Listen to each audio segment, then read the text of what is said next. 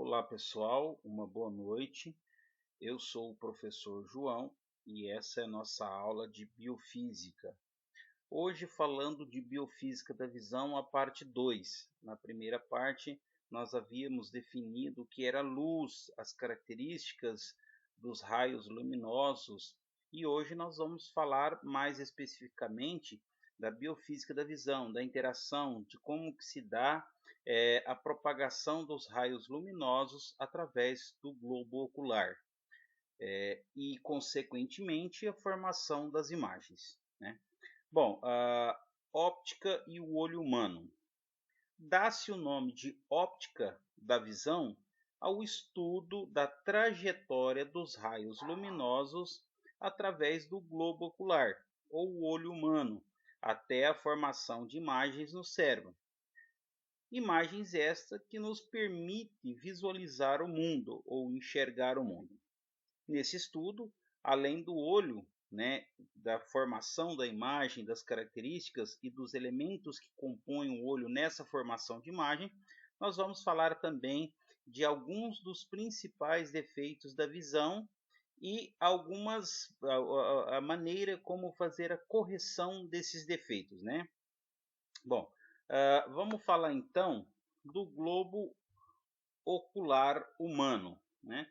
É um sistema óptico constituído por diversos meios transparentes. Quando nós falamos transparentes, transparente à luz, e é também um fisiológico complexo com vários componentes. Na figura abaixo nós temos uma ilustração do sistema esquemático do globo ocular originária ou feita a partir da ideia de um corte transversal. Isso seria como a gente passasse, fizesse um corte de cima para baixo, e esse corte fosse paralelo, por exemplo, ou perpendicular ao eixo entre os ouvidos, né? Bom, aqui a gente tem alguns elementos, eu coloquei aqui a característica de cada um deles. Corpo ciliar, ou também chamado de músculos ciliares, são músculos que sustentam o cristalino, que é essa esferinha, esferinha achatada aqui, né? Que lembra uma lente de um óculos, e já a gente fala bastante sobre isso. E permite variar a curvatura dos raios. Então, esses músculos aqui, eles podem fazer com que esse cristalino ele se alongue ou se contraia. Então, eles vão forçar ou para cima ou para baixo.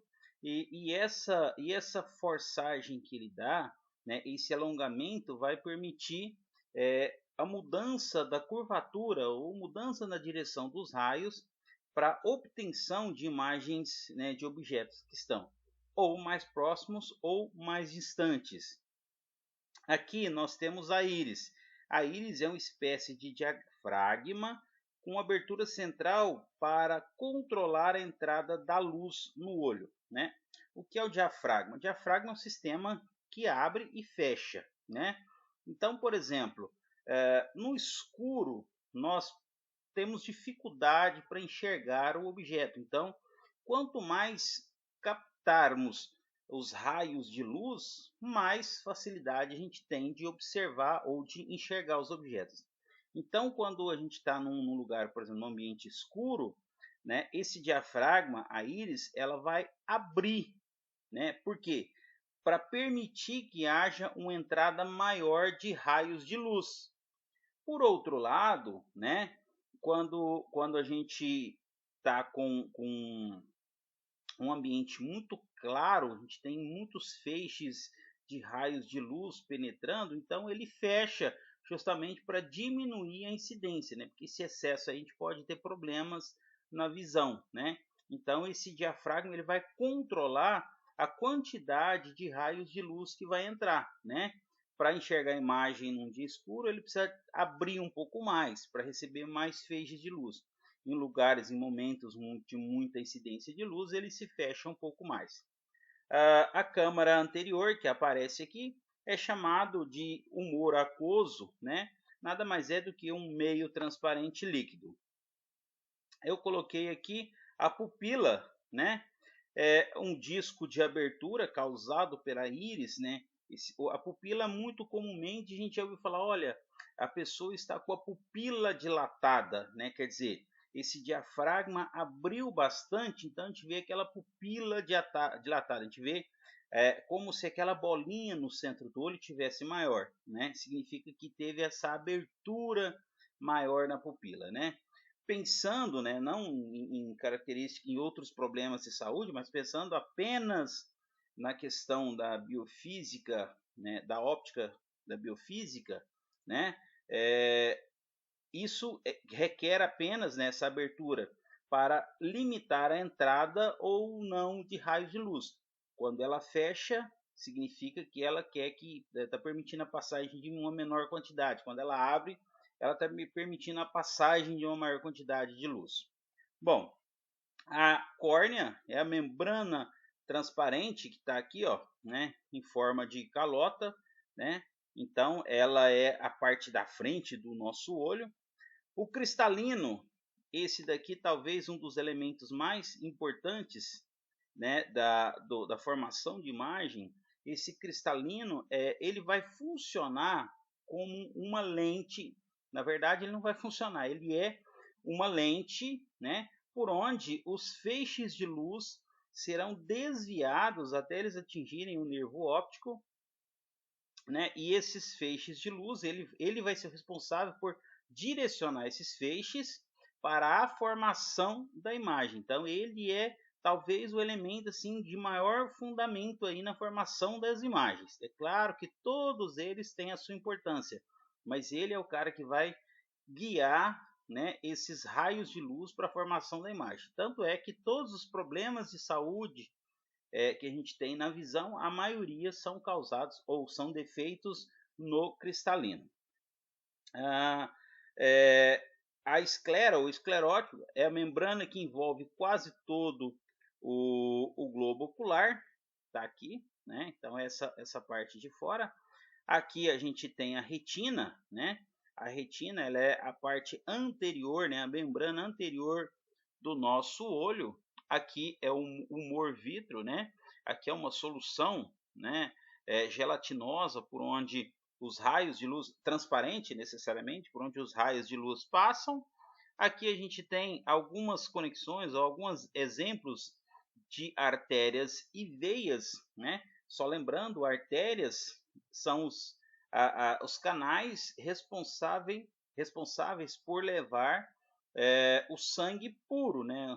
E aí esse sangue ele leva oxigênio até as células e ele retira, né, toda a impureza das células que é devolvida lá para os nossos sistemas de filtragem através das veias, né? Então o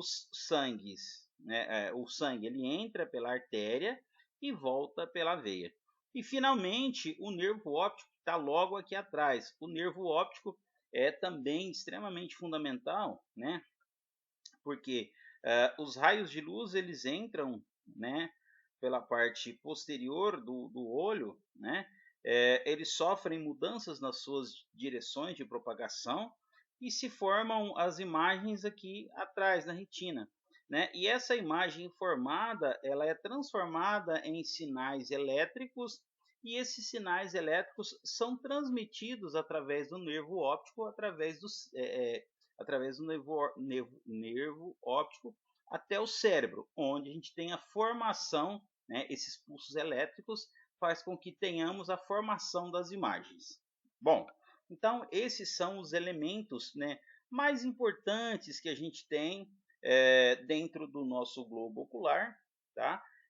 E alguns deles na formação das imagens, né, são de suma importância. Vejamos agora, né, o comportamento do globo ocular. Bom, a luz proveniente de um objeto penetra no olho pela córnea, que é a parte da frente do olho, né? Convergindo, atinge a retina. Quando a gente fala de convergir, significa assim, que os raios de luz eles entram paralelamente, né, através da córnea, atravessam a retina. Quando eles atravessam a retina, eles convergem, ou seja, eles mudam a sua direção, né, convergindo para um único ponto. E esse ponto está aqui na retina, né? Então, imagina o feixe de luz, ele vai aqui, quando ele chegar aqui, ó, ele vai ter esse comportamento. Ele vai entrar aqui mais ou menos paralelo, né? Quando chegar aqui, ele vai, os raios eles vão convergir para um ponto na retina, né? E essa conversão para um ponto na retina é que vai fazer com que haja a formação da imagem, tá? Bom, ele percorre os seguintes meios transparentes: o humor aquoso, que a gente já viu, né? O cristalino, que é essa lente, né? O cristalino ele vai ter esse papel de lente. O humor vítreo, que estaria aqui, né? Até atingir a retina. Então, só recapitulando, o feixe de luz vem, atravessa a córnea, vai passar aqui pelo humor aquoso, que está aqui, vai passar pela lente, que no caso essa lente é o cristalino, vai convergir, né, os raios vão convergir para um ponto. Esse ponto é aqui na retina. Quando eles viajam da lente até aqui na retina, eles vão passar pelo humor vítreo, né, até atingir a retina.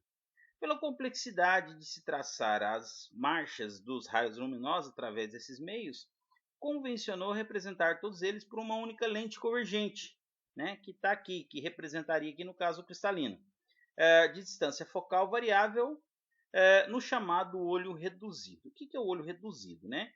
Seria esse esquema que eu estou mostrando aqui para vocês, né? O olho reduzido é a ideia de um olho, porém com a redução de alguns elementos, né? Então a gente tem aqui mais ou menos as dimensões de um olho, né? Um olho ele é aproximadamente isso daqui, essa região aqui na frente, onde está o humor aquoso, é da ordem de 5 milímetros, né?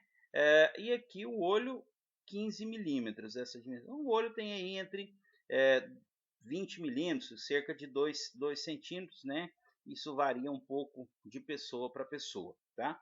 Esse é o esquema do olho reduzido, porque aqui a gente vai colocar apenas os elementos que nos interessam para a formação, né? Para que a gente estude os raios luminosos. Lembrando, todos os elementos são muito importantes para a formação da imagem, mas para o estudo dos raios luminosos, você não precisa colocar todos os elementos, você vai colocar apenas aqueles que vão influenciar na direção dos raios luminosos, na propagação desses raios através do olho. Então a gente tem esse modelo mais simplificado. No olho reduzido, a lente convergente, que fica na posição do cristalino, isso eu já havia dito, né? Aqui nós temos a lente convergente, o cristalino, deve conjugar imagens reais exatamente sobre a retina, para que se possa ver com nitidez. Então, o que significa isso, né? Que os feixes vão entrar aqui, eles vão atravessar a córnea aqui, o humor vítreo, o humor aquoso, mas quando atravessar o cristalino, que é essa lente, eles vão ter que convergir, esses feixes de luz vão ter que mudar a sua direção, convergindo todos eles para um ponto. E esse um ponto aqui, ele necessariamente ele precisa estar sobre a retina, tá? Por quê? Porque para que a imagem seja formada com nitidez, esse ponto de convergência, ou seja, os feixes eles devem se encontrar exatamente na retina. Se isso não acontecer, nós vamos ter problema ou a pessoa não terá uma visão saudável. Bom, continuando então, né, acomodação visual. As pessoas emétropes, ou seja, as pessoas de visão normal ou visão saudável, são chamadas de emétropes. Têm capacidade de acomodar objetos da distância mínima de 25 centímetros por convenção até o olho, até o infinito, né?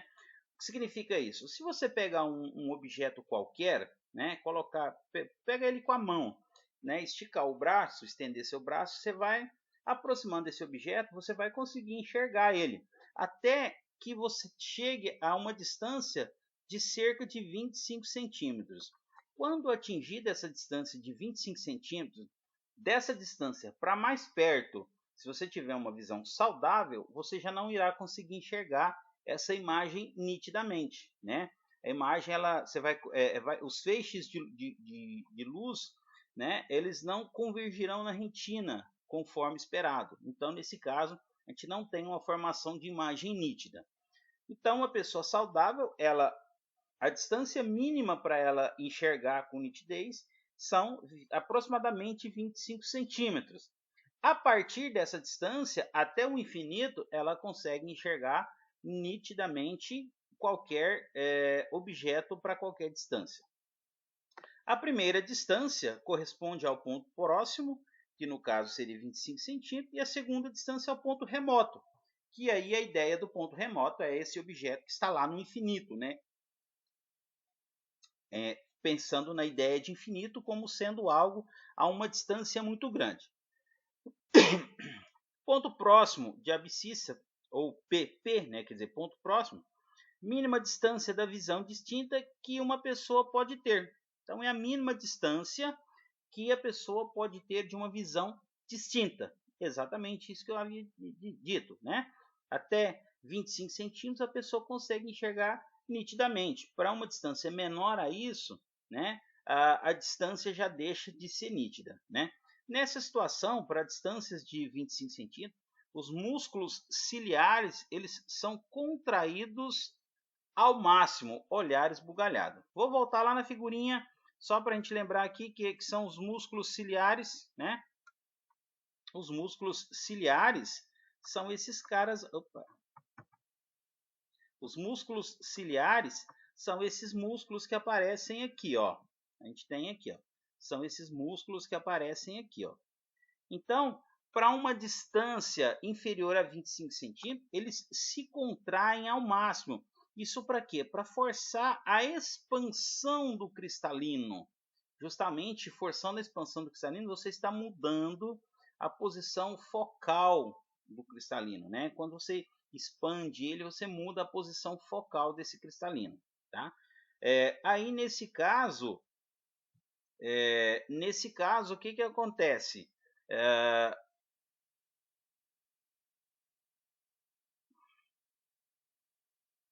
Quando você muda a posição focal, desculpa, eu me desconcentrei aqui porque eu vi que apareceu uma mensagem do Facebook. Quando tem essa contração dos músculos ciliares, né, o cristalino ele se expande.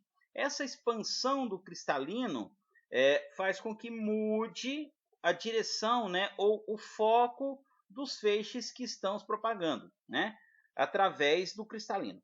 Quando acontece, quando você aproxima muito um objeto próximo do olho, para uma distância inferior a 25 centímetros, você parece que sente uma leve dorzinha. Por quê? Porque esses músculos aqui eles estão sendo forçados. E aí, nesse caso, a gente tem o que é chamado de olhar esbugalhado, né? Então, você sente esse desconforto no olho porque os músculos ciliares estão sendo contraídos ao máximo para que haja essa expansão do cristalino. Então, a ideia da formação do objeto é mais ou menos essa daqui, ó.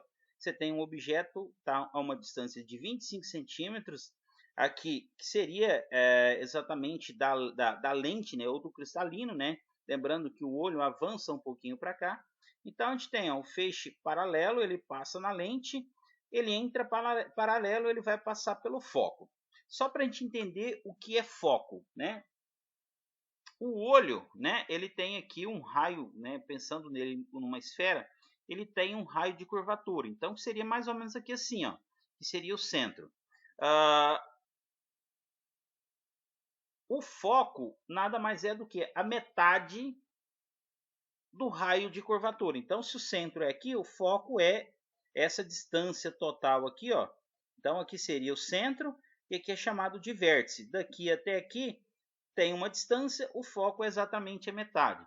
Então, esse raio que entra paralelo, ele vai passar pelo foco, e o raio que entra pelo vértice, ele vai atravessar na direção do vértice. Então, o ponto onde esses feixes se encontram aqui, né, seria a dimensão ou a formação da imagem. Tá vendo que a gente está pegando aqui, ó, o pontinho da setinha, então é como se eu tivesse aqui, ó, a setinha de ponta para baixo. Bom, mas a gente enxerga os objetos de ponta cabeça, né, invertidos. Na verdade, as imagens são formadas invertidas, mas aí essas imagens que são formadas invertidas aqui, elas são transformadas em pulsos elétricos, em sinais elétricos, e são transmitidas até o cérebro através do nervo óptico, e lá no cérebro é feita essa conversão, e a gente não enxerga os objetos de ponta cabeça, tá? Há pessoas até que dizem isso. Bom, no ponto remoto, que é aquela ideia de um objeto que está no infinito, né? A abscissa PR, né? A abscissa quer dizer isso daqui, né? Uma distância PR, a máxima distância de visão infinita que uma pessoa pode ter.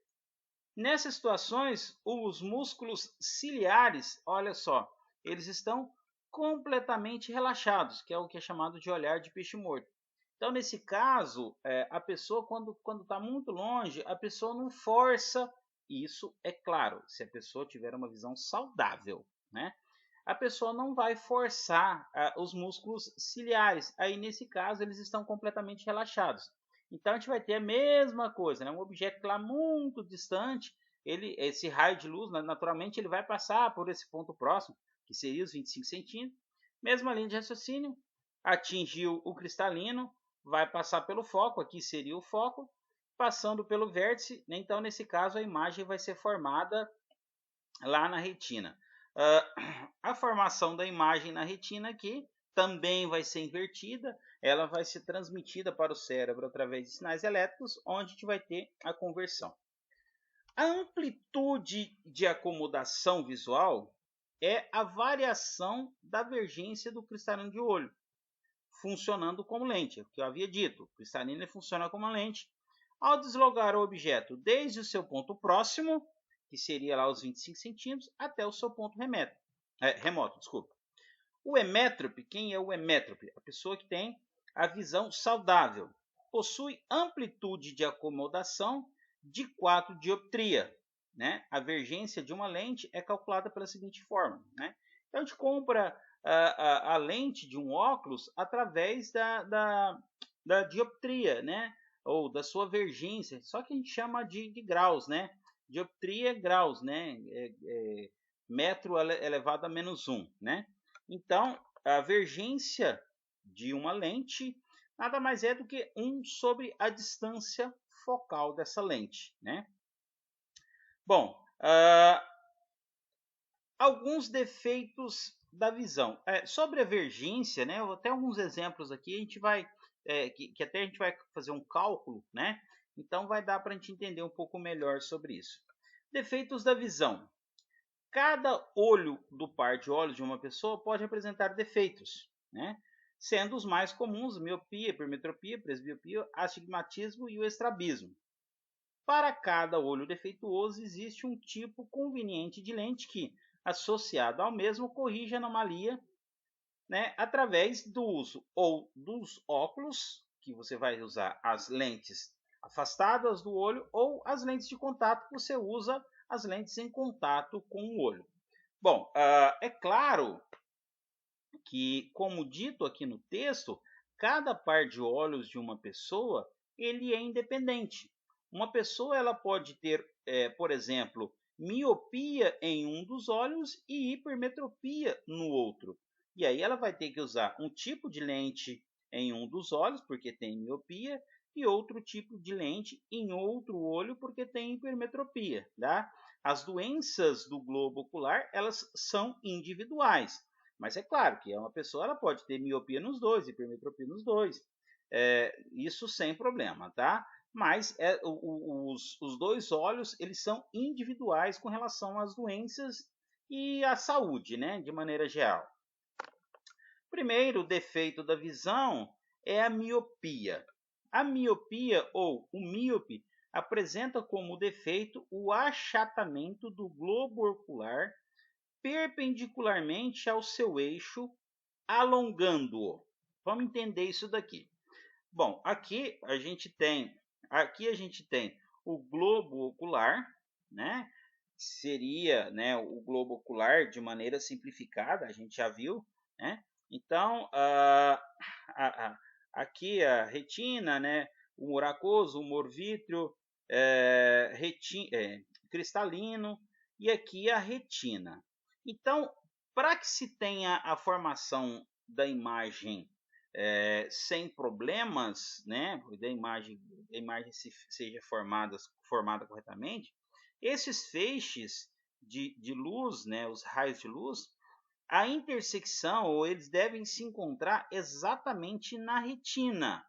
E olha o que acontece no caso da pessoa míope. Ela sofre um achatamento, né, na direção perpendicular ao eixo óptico. Isso é o eixo óptico, aqui na linha pontilhada. Tá? Então, ó, essa direção de cima para baixo aqui, ó, é a direção perpendicular. Então, esse olho ele é achatado aqui, ó, de cima para baixo e de baixo para cima. Como consequência, ele sofre um alongamento na direção do eixo óptico, né? Esse alongamento faz o quê, né? Quando você achata ele aqui, ele alonga aqui. Então, ele joga a retina mais para trás, né, do ponto onde os raios luminosos se encontram. Tá? Então, nesse caso, a pessoa tem uma dificuldade para enxergar de longe. E aí, o que acontece? Ela precisa fazer algo para corrigir, né? Precisa colocar alguma coisa aqui antes para que esses raios luminosos que estão aqui, eles passam a se encontrar exatamente aqui, que é onde se encontra a retina, tá? Então, para a correção desse problema, a gente deve utilizar lentes divergentes. O que são lentes divergentes? Lentes divergentes são aquelas que fazem com que os feixes de luz se afastem. Convergentes são aquelas que fazem os feixes de luz se aproximarem ou convergirem para um ponto. Divergente para separarem, para divergir. Então, olha o que acontece, né? Em vermelho eu tenho como que era o feixe antes, né? Então, ó, eles entravam paralelo, passavam pelo cristalino e iam se encontrar numa região antes da retina. Agora, com a inserção de uma lente divergente, olha o que acontece.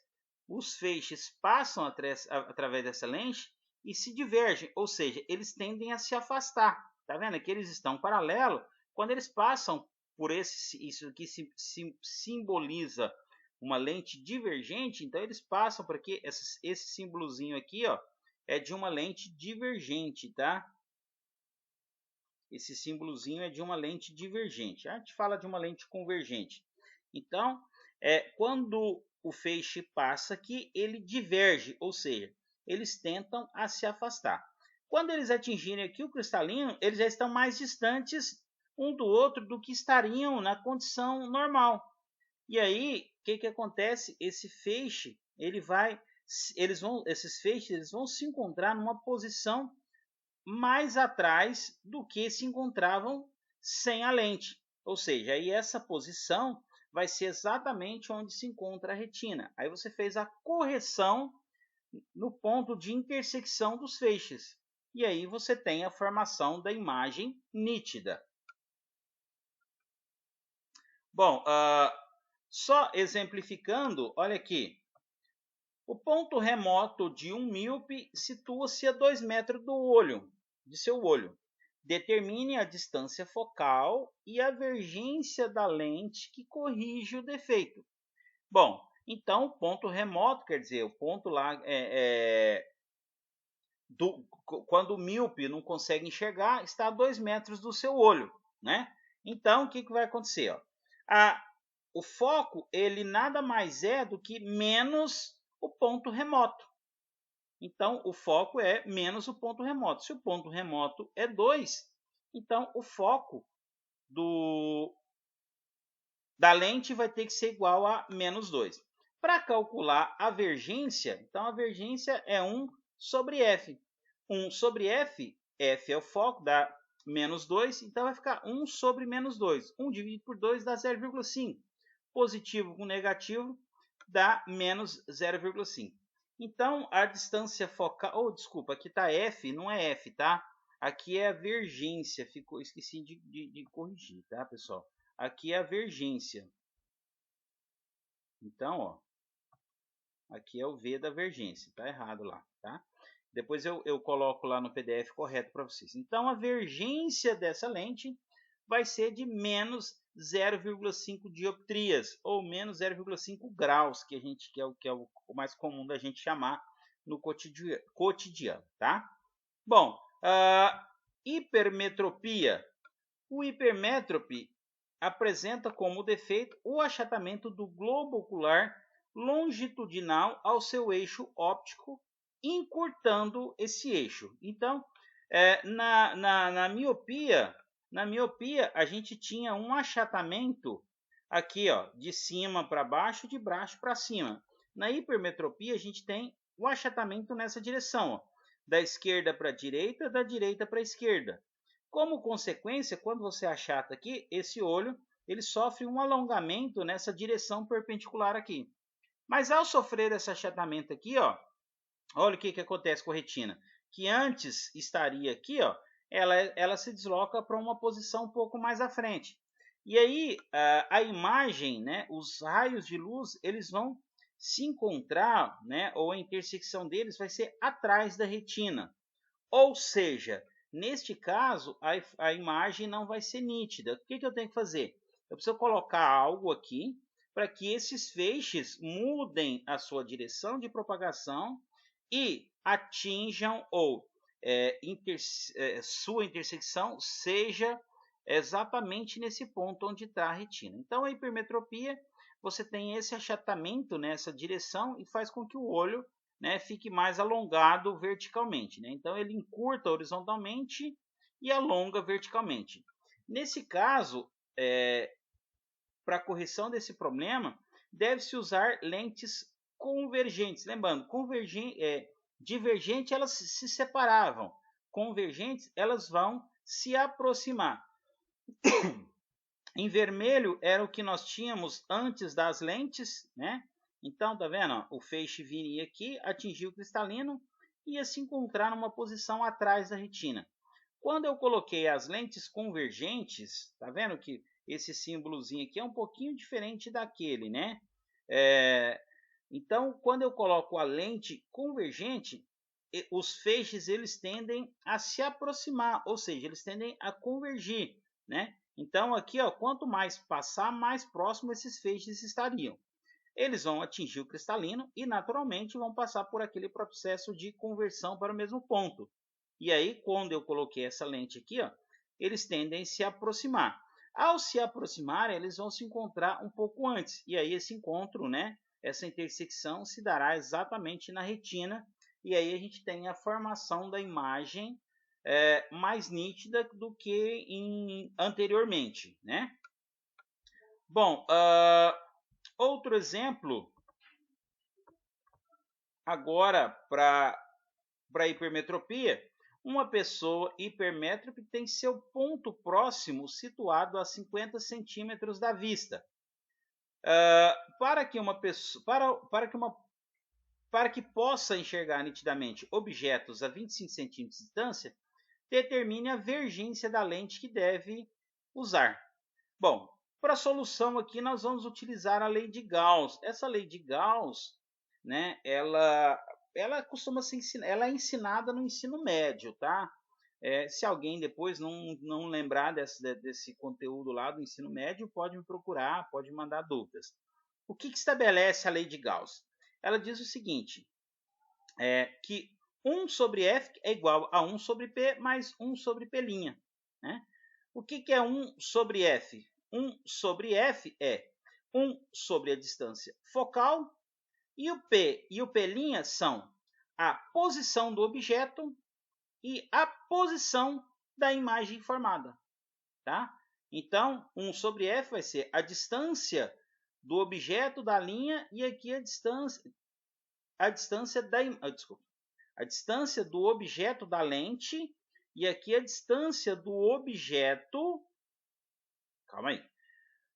Aqui o foco, lembra? Foco é quando você tem um raio de curvatura, né? Se você pegar o raio de curvatura e dividir por 2, você tem o foco. O P é a distância que o objeto, né? No caso que o objeto vai ser enxergado, se encontra da lente. E o P' nada mais é do que a distância da imagem formada com relação à lente. Tá? Então, esse é o que estabelece a lei de Gauss. Então, vamos lá. 1 sobre F vai ser igual a 1 sobre P. O P ele me deu aqui, ó, que é a posição do objeto. 25 centímetros, eu transformei isso em metro, dá 0,25. Mais 1 sobre P', né? Aí vai ficar 50, porque o objeto vai ser formado do outro lado. Então, vai ficar 1 sobre 0,50, que é 50 centímetros, dividido por 100, dá 0,5. 1 dividido por 0,25 dá 4. Menos 1 dividido por 0,50 dá 2. 4 menos 2 dá 2. Se nós olharmos aqui, ó, 1 sobre F é igual a 4 menos 2, que dá 2, né? Então, tá aqui. Só que se nós lembrarmos do que foi visto anteriormente, a vergência nada mais é do que 1 sobre F. Então, ó, vergência é 1 sobre F. 1 sobre F é igual a 2. Então, a vergência, nesse caso, será 2 dioptria, né? Então, a lente que eu vou utilizar ali vai ter que ser uma lente de 2 graus. Outro tipo de doença que nós temos é a presbiopia. O presbita apresenta como defeito o endurecimento do cristalino e, por conseguinte, a perda da capacidade de acomodação visual, né? Esse cristalino, ele é sei lá, meio gelatinoso, algo do tipo assim, né? Então, quando ele endurece, você tem a dificuldade para acomodar a luz, né? A presbiopia não é um defeito congênito, mas decorre do avanço da idade. De maneira geral, surge mais nos idosos, que é chamada vulgarmente de vista cansada. A correção da presbiopia é feita com o uso de lentes convergentes, como na hipermetropia que a gente acabou de ver, pois o ponto próximo do presbítero também está além dos 25 centímetros. Né? Então, o ponto próximo, né, a imagem nítida dele, ela está além dos 25 centímetros. Né? Significa o quê? Uma pessoa normal, até 25 centímetros, ela consegue enxergar.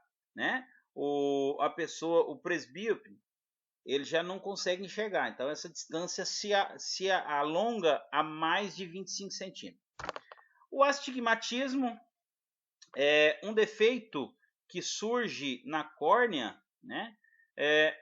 De forma que os raios, ao atravessar o cristalino, eles atingem a retina de maneira irregular. Né?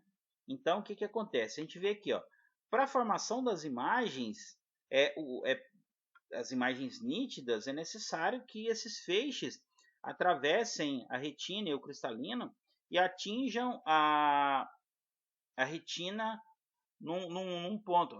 Desculpa, precisa atravessar a córnea e o cristalino e atinjam a retina num único ponto. Mas a gente vê que aqui, a gente tem uma transmissão irregular, tá vendo? Então eu tenho um feixe que está aqui, outros dois que estão aqui, e aí nesse caso a visão fica manchada, fica os objetos, né, a imagem fica deformada. A correção do astigmatismo é feita com a utilização de lentes cilíndricas. Então, você vai colocar uma lente que para cada um desses pontos aqui, ela vai ter um comportamento diferente, tá? Então, não é uma lente muito única. Então, nesse caso, ela vai fazer essa correção para que todos esses feixes atinjam a retina num único ponto. O estrabismo, né, a gente conhece muito bem. O estrábico apresenta um defeito de incapacidade de dirigir para o mesmo ponto os eixos ópticos do olho. Né?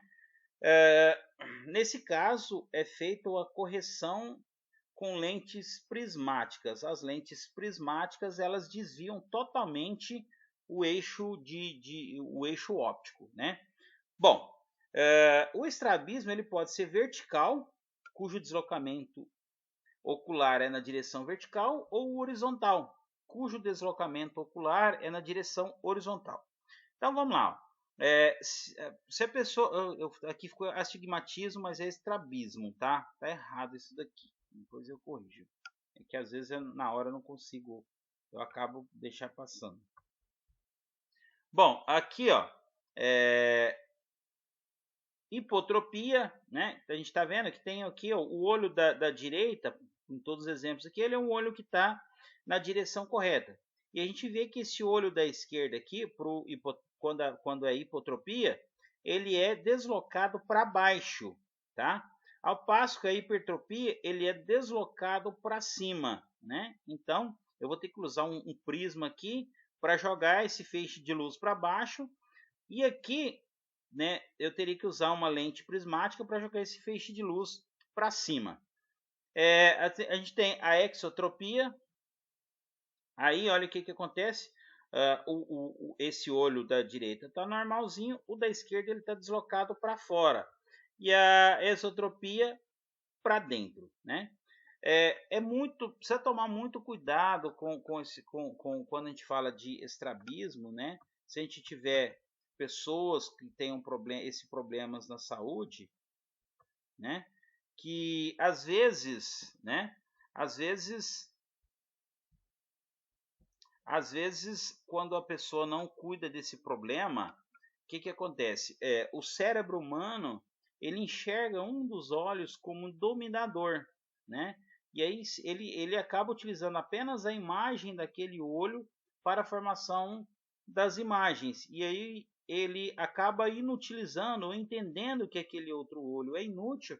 E aí a pessoa acaba invariavelmente ficando cega daquele olho, tá? Eu tenho um caso na família que a pessoa tem um estrabismo muito avançado, né? Um grau muito avançado de estrabismo e nunca procurou tratamento, né? Até porque eu mesmo não sabia de como na época, né? De como poderia ser corrigido isso, né? Ele nunca procurou tratamento e hoje aquele olho dele, né? Que o cérebro entendeu como sendo inútil, né? Acabou porque agora ele não consegue mais visualizar. Ele praticamente está cego daquele olho. E finalmente, o daltonismo. O daltonismo é uma anomalia genética, geralmente herdada, na qual o portador é incapaz de distinguir certas cores. Mais comum, o vermelho e o verde. Estima-se que cerca de 8% dos homens e 0,05% das mulheres sejam daltônicas, né? Claro, né, a incidência de daltonismo ela é muito mais observada nos homens do que nas mulheres, mas não significa que não tenhamos mulheres daltônicas também. Os cones receptores de luz, localizados sobre a retina do globo ocular, contêm pigmentos que selecionam as luzes vermelha, verde e azul. Se a quantidade de pigmento é reduzida ou se em um ou dos três sistemas de cores estiver ausente, o portador será daltônico. Então, se ele tiver a redução desses pigmentos ou até mesmo a ausência deles, ele não consegue distinguir essas cores. Essa anomalia, pelo menos até o presente momento, ou pelo menos até o momento em que foram publicadas as referências que eu utilizei para o trabalho, ela é impossível de ser corrigida, né? O termo daltonismo, ele surgiu, ou ele tem origem à homenagem ao cientista inglês John Dalton, que é portador da doença e que realizou os primeiros estudos sobre a mesma, né? John Dalton, para quem já estudou um pouquinho de química, foi o cientista que descreveu o primeiro modelo atômico, que era chamado de modelo atômico de bola de bilhar, né? Que falava que o átomo era uma esfera maciça, né? Então ele foi muito importante nessa parte da ciência, mas também desenvolveu pesquisas e estudos sobre essa doença, por isso o termo daltonismo é uma homenagem a ele.